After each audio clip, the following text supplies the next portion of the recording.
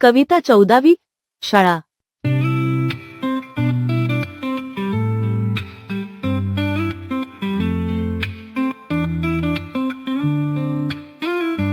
सुटली ग शाळा फुटली ग पाटी, दे मला आई खाऊची वाटी. आई आम्ही शाळेत केली फार मजा, आमच्या मोठ्या बाईची आज होती रजा. मीच झालं बाई घेऊन हाती काठी, दे मला आई खाऊची वाटी.